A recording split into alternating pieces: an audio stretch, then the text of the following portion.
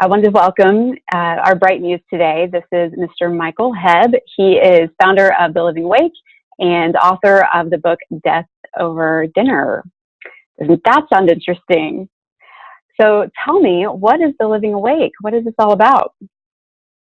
Yeah, so one thing, so the book is actually, let's talk about death over dinner. I have it right here. So because people try to find Death Over Dinner, what they'll find is a website, which they should go to.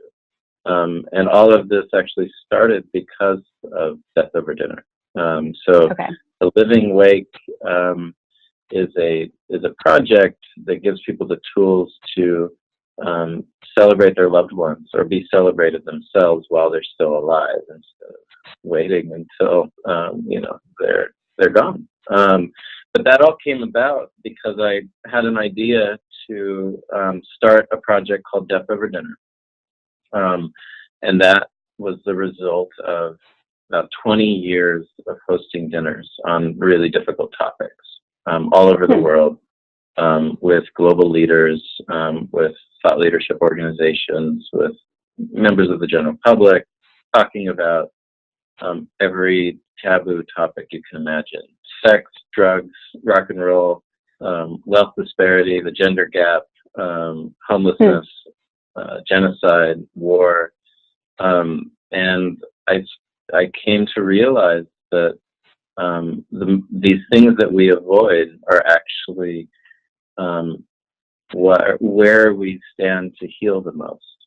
And so the topics that we repress, topics that are taboo, also are the areas where we can do the most healing, which is both counterintuitive and kind of obvious when you think about it.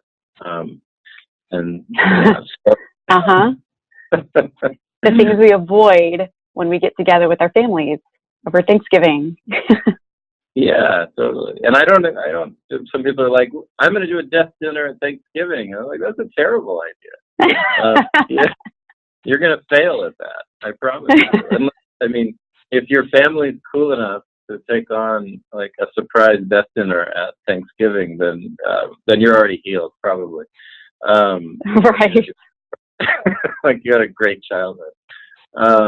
But so I've been doing these really interesting dinners with people that are hard to get access to, and I learned a lot. But I wanted to reach everybody, and so I decided to create a web platform, where what I'd learned about difficult conversations could be distributed globally, and people could have almost like a game, almost like a board game for their dinner, where they talked about real things.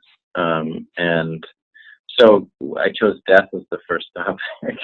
I figured if we could crack the code, the group of graduate students I was working with and a bunch of partners on a conversation about death, if we could make that conversation go to scale, like literally the biggest taboo, the thing we quote unquote fear most, people like to say. I think they'll fear humiliation more than they fear death, but we can talk about that later. If we could effectively do that, then we could bring any difficult conversation to people anywhere. And so Death Over Dinner was launched, and within 6 years, there have been over 1 million people that have sat down and had a death dinner. So it gave rise to the book and then The Living Wake. Awesome. Okay. And so with these dinners, a little bit more, you said that you were reaching out to hard to reach people. Was this just to get it launched and going? Because it seems to be that everybody can have access to this, right? Well, for the first part of my career doing dinners, I was doing small exclusive dinners with leaders, with global leaders.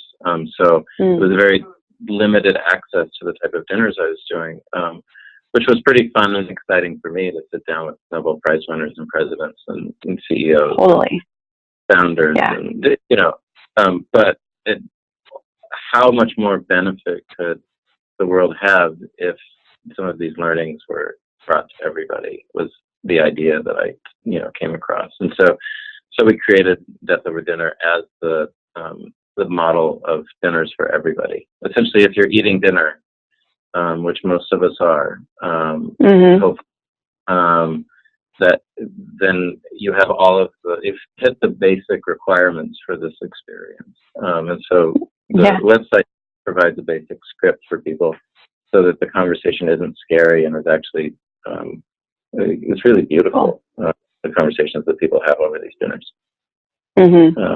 I bet. That's interesting. So this brought on the next child, which was The Living Wake, correct? Yeah. So, okay. The background to The Living Wake is, starts with a little heartbreak. I think a lot of great inventions actually start with heartbreak. And like Burning Man, people wonder how Burning Man came to be. And Burning Man, the founder of Burning Man had his heart broken, and he didn't know what to do with the pain, and so he built this big wooden man and lit him on fire because he knew some part of himself needed to die. And invited some friends to drink some beer and smoke some pot and burn. Sounds very therapeutic. Yeah, and then that became, probably one of the most successful collaborative festivals in the last 100 years. So anyway, the Living Wake started because my girlfriend at the time and co-founder of Death Over Dinner, Angel Grant, and I had decided to break up, which was really difficult because we thought that we found our life partner. So, and my 40th birthday was coming up. It was about 2 months ahead of, 2 months in the future. And as she was driving away, I realized how sad I was going to be on my 40th birthday, being alone, not having almost, had this relationship that I thought was going to be forever. And so I was like, I don't want to be alone on my birthday. And so I sent out an email to about 50 friends saying, reserve this date. We're going to gather somewhere on the northern coast of California. And that's all I can tell you at this point. And let me know immediately if you can be there. Because I wanted immediate hit of oxytocin to deal with all of the depressing shit. And so 40 friends RSVP'd within the day, which felt really good. Awesome. Yeah. Yeah. I was like, okay, at least I'll be, my misery will have company. And, and then one friend, because now there's this email chain, right, of 40 people that are in for this weekend. One friend, Matt Wiggins, who's kind of a troublemaker, says, hey, since Mr. Death is turning 40, let's throw him a living funeral. And some people are like, wow, how grandiose of you that you threw yourself your own funeral. It's like, this was something that happened to me that I was a good sport about. And so Matt is not very good at organizing the details. Luckily, my other friends are. And unbeknownst to me, and I didn't know this until the day of my funeral, where the whole thing had gotten very serious. And I'd spent the day in preparation, in silence. I had been kind of ritually bathed and dressed in white. The whole, massage with oil. Did you mean for it to get serious, or was it just getting serious on its own? It just had its own energy about it. People got really invested in it. And I think they didn't really know what they were building, what kind of experience they were building. And I didn't know quite. So I had my eyes closed and I was led downstairs. And then with my eyes closed, I was then kind of lowered into a custom-made coffin. Wow. Yeah. Normal everyday experiences, it's fine. Yeah, like I have very creative friends who actually and know that I'll put up with a lot. Part of it, and so I didn't open my eyes. I just laid down. Luckily, it was lined with pillows, and they didn't close the top. And then I was lifted up by 4 friends that were pallbearers that had clearly been hitting the whiskey hard because their breath was just like straight Irish. That comforting. Yeah, but what actually made it even more real, I was like, they're drinking because they are having big emotions, right? Like 4 o'clock in the afternoon, they don't know what to do. I mean, they're also in charge of curing your body, so if they're a little... Yeah. There you go. Very far to go.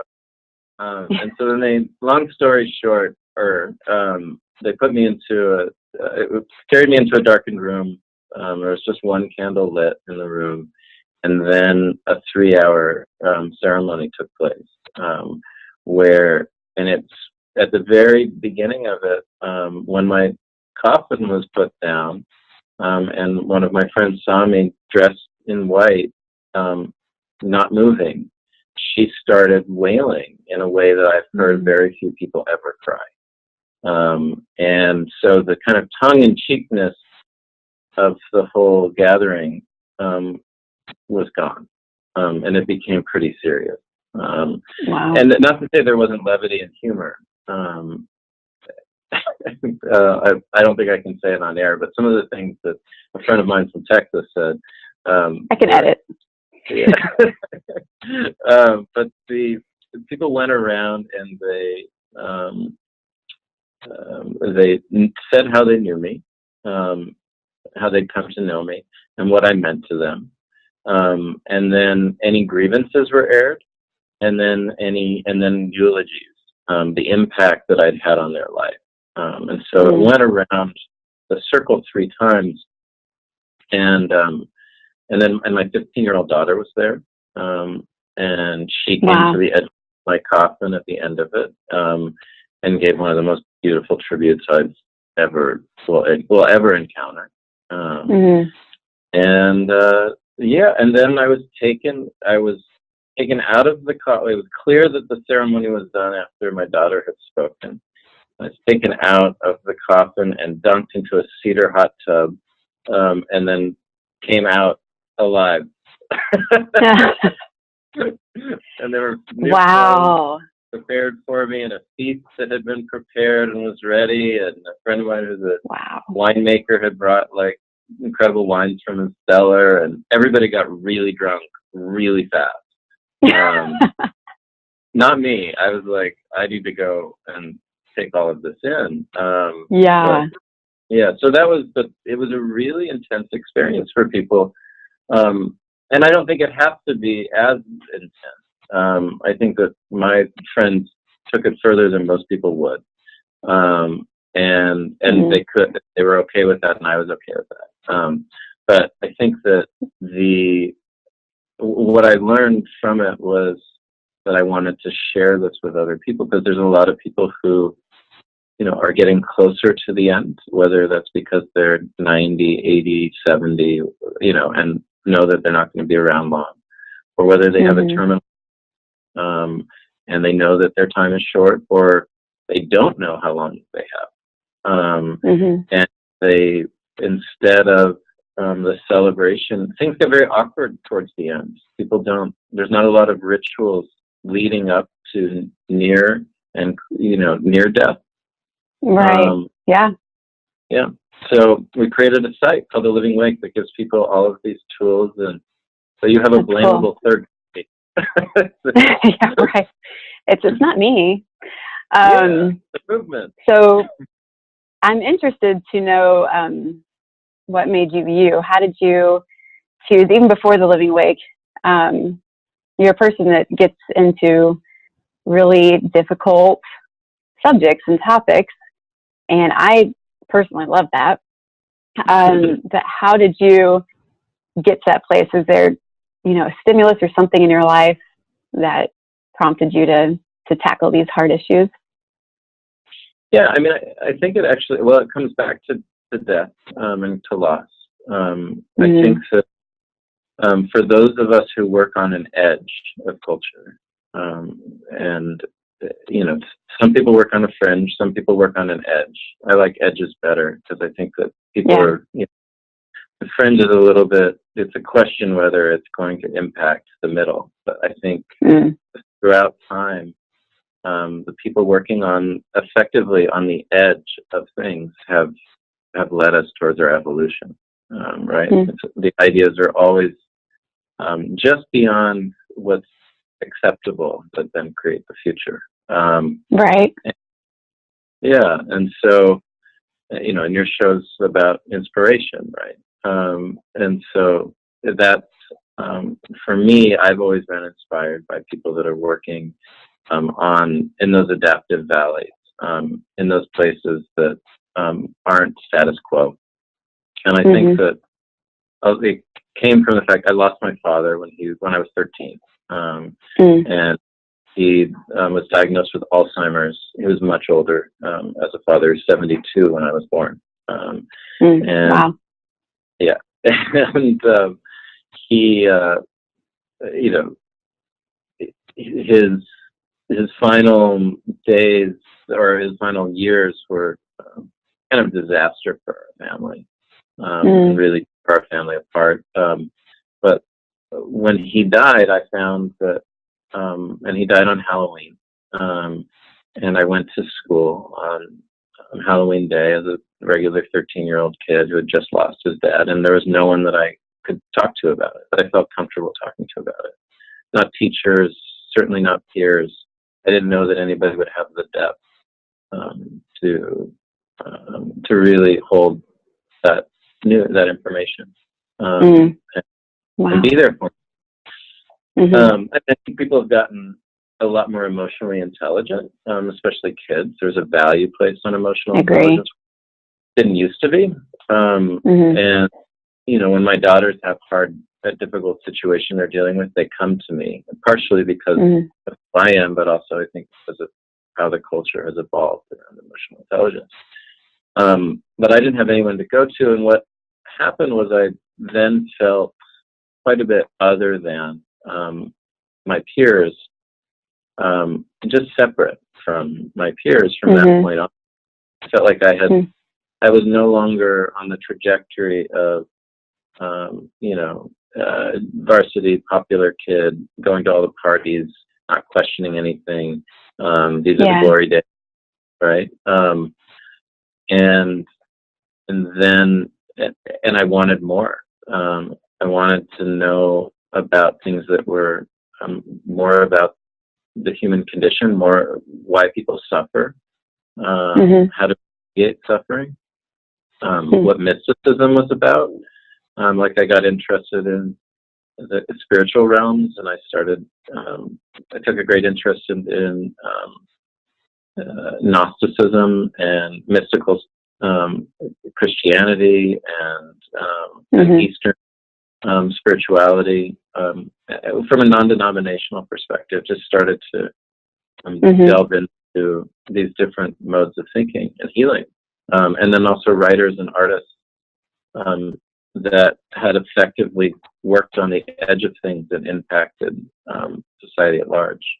The Picassos and the Einsteins and the people and Gertrude Steins and the Virginia Woolfs, and people that also used gatherings and the dinner table as a core part of their practice. So it kind of all came together, and it became part of who I was. But I was interested in where we could grow, where we could heal, where we could connect authentically. Because I started to see that the way that my peers were connecting, when I was 13, it wasn't all that around, and which is fine. It's everybody or most people have a moment in their life where they have to go to a different depth, and life kind of does that, and we either embrace it or I think it ends up really hurting us if we don't towards it. So well, it's interesting that you felt like you were kind of pushed to the edge when you were 13. So you've always, well, when you were 13 and on, sounds like you've probably had that edge. I like to call it an outside perspective, but while you're within, I think that's a gift for sure. Unfortunate how it came about, of course, but it sounds like you've been operating out of a place that's very natural, I guess. Yeah, I'm very comfortable poking the bear. I have no, there's very few conversations that make me uncomfortable. I try to make myself uncomfortable frequently. Like, I know that if I'm hosting a dinner or an experience, if I don't say something that scares me, the likelihood of anybody else doing the same or moving into vulnerable emotional territory, which is also healing territory. And, this is, therapy works when we talk about our most vulnerable parts. The type of work that I like to do is a type of folk group therapy, where people talk about these things around, not just with a therapist in a room, which is very important if you're doing, psychospiritual healing, but also be able to talk about these things with our community. Instead of having it live just isolated at a retreat you went to. Like, people are like, I went to Esalen and my whole life changed, or I went to the Landmark Forum and now I'm a different person, and I went to all of these things. But they did it with strangers, right? They're like, how does this live in my... And then they try to get everybody to do the thing they just did. Like, come to the Landmark, come drink ayahuasca in the jungle. With a scary shaman, or like, I'm really interested in people doing this healing work with the people that they share DNA with the people that they go to bed with the people that they have drinks with people that they work with. I think that we miss some.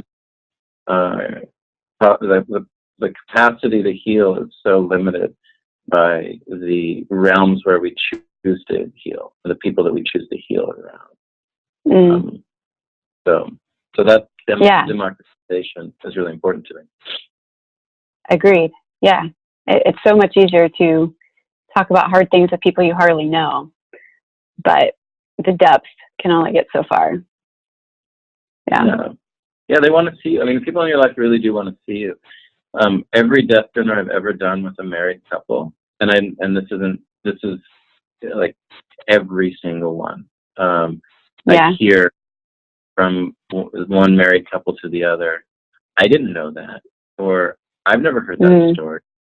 And which, if you follow Esther Perel and her work around couples, it's precisely when she talks about fire needing oxygen in order for our passion in our relationship to stay alive. These type of discovery, this type of sharing and surprising each other is actually what relationships require to stay hot, right? To stay meaningful, to stay central, not just as friendship. A lot of relationships are based upon negative bonding, or codependency. Like, we need to feel ourselves to each other in order to maintain meaningful relationships. Well, my husband and I will have been married 15 years this June, so I'm on it. Yeah. Talk about that. Yeah. Woo.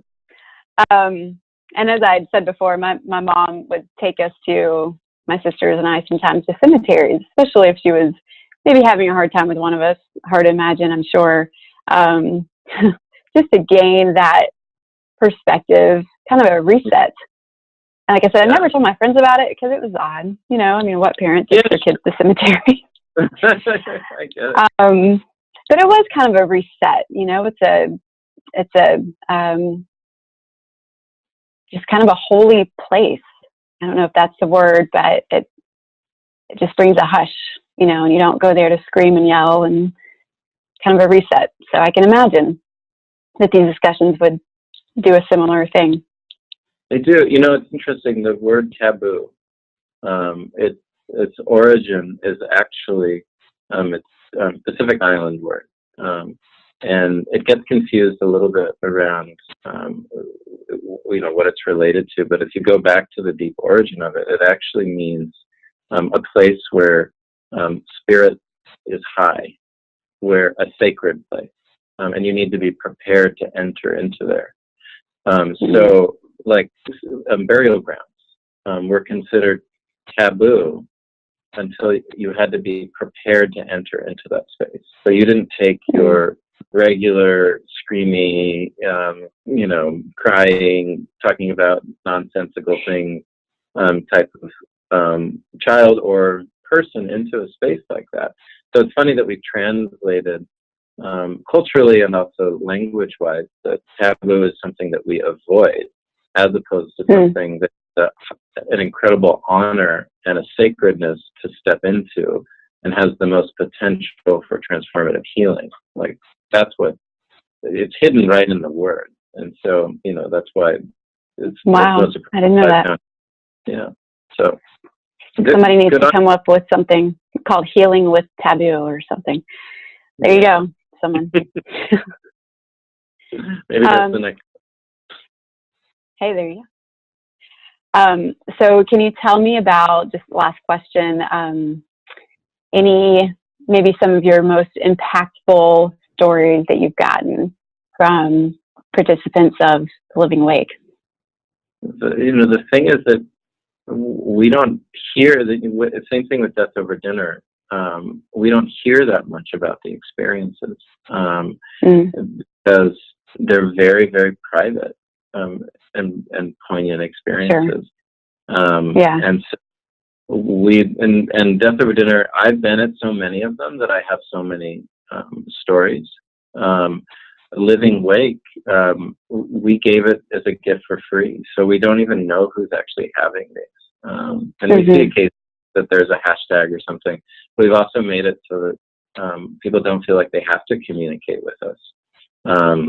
So I guess I would love to hear more stories. Let me put that in, if there are people that are listening and that do host one of these, that they come to us with the stories about the power of it. Tig Notaro, the comedian, I don't know if you know her work. She has a piece, and I'll find the link to it, about a living wake type of experience that she held because she was diagnosed with terminal cancer. And she actually gave one of the best stand-up routines of all time the day that she found out that she had cancer. It's definitely worth sharing with your listeners. But then she went on to host a living wake, and just to see to be seen by your community and to know how they actually see you, it's such a tremendous honor. The other thing is what we don't often talk about is repression and repressive styles are linked to a lot of autoimmune disorders and a lot of diseases and illnesses, and that's been clinically proven. And it's a difficult area of inquiry because you don't want to blame somebody who is, you don't want to tell somebody who has a terminal illness that it's because of X. Right. But yeah, and so, but the thing to gain from it is not like, because I repressed something, I'm now sick. There's a lot of factors that go into somebody having an illness. Sure. But the convalescence, the healing, is even more connected to repression. So if you do find that you have, you're struggling with something, repressing a conversation about that limits your ability to heal. And so people who won't talk about the fact that they're terminal or cancer, and won't talk about their end-of-life wishes, they live shorter lives than people with the conditions. And so something like a living wake is actually can be seen as bringing something to light, if that's the reason why you're having it, making it so that it isn't an uncomfortable, all of the time, off the chart conversation. You don't have to hide in it. Some people will still want to hide, and there's blame or shame in that. I just want to give people, if they want to have a more open relationship with whatever they're struggling with, whatever that is. We started Drugs Over Dinner too, so people could talk about addiction. And came a national night of conversations with Dr. Oz and Rob Lowe and Allison Janney and all, the Surgeon General and all of these people turned our project national night. And addiction loves shame, right? Like our love things being hidden. They feed on that, right? Addiction doesn't last as long in open conversation in non-judgmental spaces like that. So So you have a quote from a TED Med that you did that I really liked, and it was, looking at death has taught me how to live. Essentially what you're saying. Yeah, I mean, the living wake, we call it living wake because it's about life. It's not about death. I don't know anything about death. No one does. Like there are no experts in death. I mean, there just aren't. Which is great. Like I've had. Don't live to tell it. Yeah, I've had death dinners with the leadership of the Mormon Church, death dinners, Southern Baptist preachers, and Episcopal priests, and no one plays the card of I'm the expert, right? In these conversations, they just don't. They talk about life. They talk about people they've lost and how it's impacted them, and what they want for themselves. But they really talk about their priorities and how they want to live. It's just that if I said it's life over dinner, like there wouldn't be a book and there wouldn't be a million people. Like you have to kind of shock people into into a awareness in some sense, and so that's why it is much more about life. It's just death is the mirror that we use to talk about how we want to live. Yeah, that's interesting. Yeah, talk about death, talk about life. Yeah. Well, I'll make a deal with you. My 40th is coming up in a couple years. Yeah. And I'm totally doing this. In fact, you are. Oh, great. Oh yeah, it's the one thing that makes me think, oh, I wish I was turning 40 earlier. Like, and no other realm am I wishing that. Love it.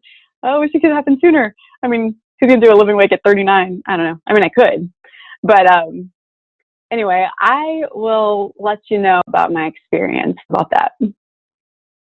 Great. I can't wait. I'll put it on the calendar. All right. Perfect.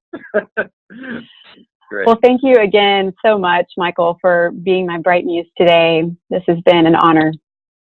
Yeah, absolutely. Can't wait to, we'll share it wide when it's out. Yeah. So if a viewer, listener is wanting to take the next step and maybe doing their own living wake, what would be the next step for them? Yeah. So livewake.com. Is the website for Living Wake, and it has all of the resources that you might need. I mean, maybe not all of them, but a lot of them to think through how to host the gathering, or maybe you want to suggest it to somebody that you think might be interested in it. How to invite people, how to create the space, what a ritual might look like. We thought through a lot of it. Cool. And then also, if you're interested in hosting a death dinner, those are all just Living Wake. They're hosted by people who decide they want to have an experience like this, and then they invite friends and family. We as an organization don't host them ourselves, so it's not like look for the Dallas or are you Dallas? Dallas area. Yeah, and you can't. I mean, some people do host public ones, but it's mostly that people get inspired. And so the website, deathoverdinner.org, has all of the information. And then the book is Let's Talk About Death Over Dinner. and it's everywhere. Mm-hmm. Awesome. All right. Well, once again, thank you. Yeah. And we'll be in touch. Okay, great. Bye.